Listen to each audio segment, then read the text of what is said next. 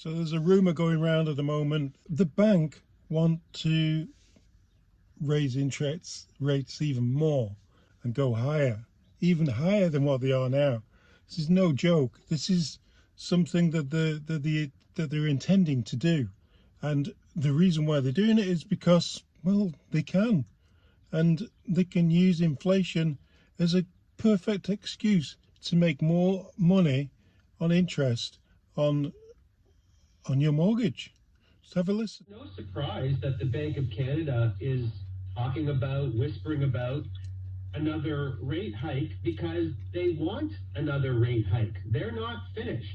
They've made it very clear where their target is. It's 2%. We are not at 2%. And so they are going to do the only thing that they can do when they meet again in September. And my guess is raise it another 0.25%. Now, I was Twittered this week, Roy, which is really relevant to someone saying, aren't all things equal? Like when one thing goes up, doesn't everything go up? So we did a little math crunching here this week when I had a few minutes on my hands. And I wanted people to know that in the last year, wages in Canada are up almost 1%. 1% across the country. The interest rate, the prime lending rate, is up 1,900%. That's 1,900 from 0.25 to 5. Now, I don't know anybody whose wages have gone up 1,900% in the last year. So I think what Mr. Lord is writing is a very accurate portrayal of where we are. Pretty much everything is either leveled or down, with the exception of the housing market, which we know is quite down and only has one more way to go when those 80% of Canadians renegotiate their mortgage. So we can talk about business spending, we can talk about business investment, but the answer is that Canada is heading into a recession. So what does all this mean to the average Canadian who's trying to feed themselves, feed their family, stay afloat, stick $20 in the car for, for 4 ounces of gas, and just keep afloat? What do you think the future holds? That Canadian's in big trouble, and I've been talking about this on your show for a long time. I know, you used the term blood in the streets last time.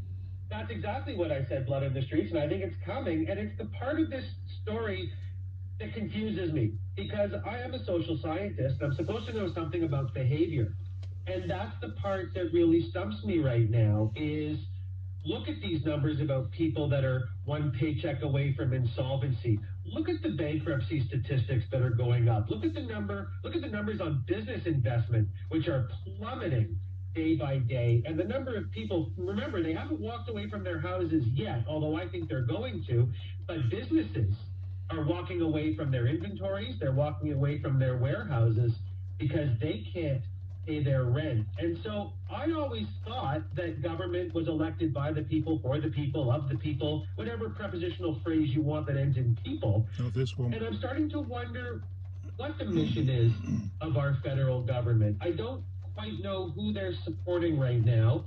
And if the answer to that question isn't the family that is only marginally surviving, and you have your favorite expression about the definition of inflation, and I have my new favorite expression, which is luxuries like food and clothes and a roof.